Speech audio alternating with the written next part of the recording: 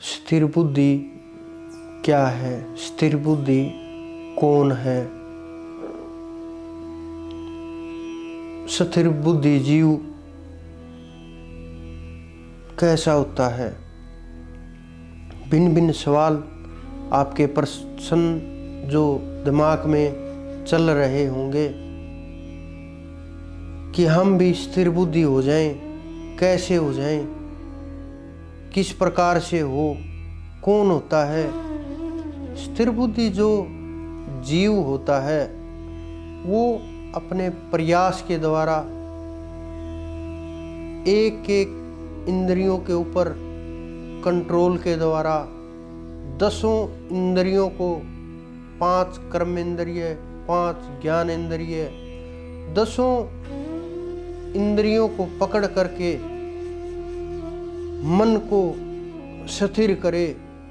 और ये 10 इंद्रियां मन के अधीन होती हैं और इनका राजा जो बोलते हैं वो मन को बोलते हैं। और जब राजा आदेश देगा तो इंद्रियों को तो गुलाम होना ही पड़ेगा।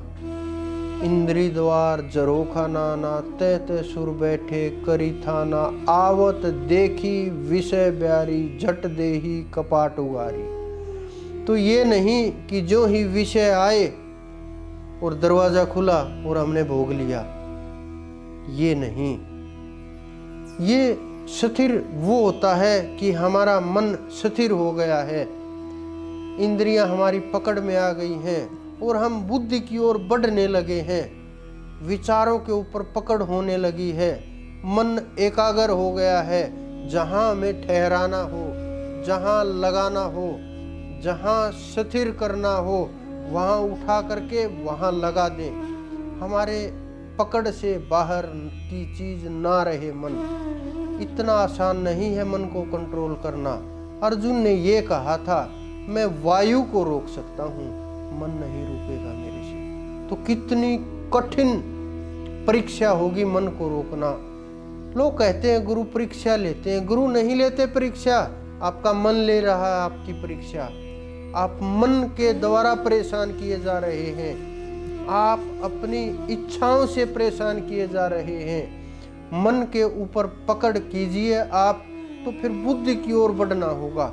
और बुद्धि के विचार समाप्त करके केवल नाम के सहारे, ध्यान के सहारे, सुमरण के सहारे, परमात्मा के तेज के सहारे, गुरु के सहारे, ब्रह्मचर्य के सहारे, योग के सहारे, समाधि के सहारे, अनंत अनंत जितने रास्ते आज तक बने हैं, कोई भी किसी भी रास्ते से जब हम इस बुद्धि को परमात्मा के चरणों में समर्पित कर देते हैं और स्थिर कर देते हैं और लक्ष्य के ऊपर हमारी एकटक निगाह हो जाती है और उसके अंदर, परमात्मा के अंदर जब ये बुद्धि स्थापित हो जाती है, समर्पित हो जाती है, तो उस जीव को इस स्थिति, इस श्रेणी का जीव कहा जाता है।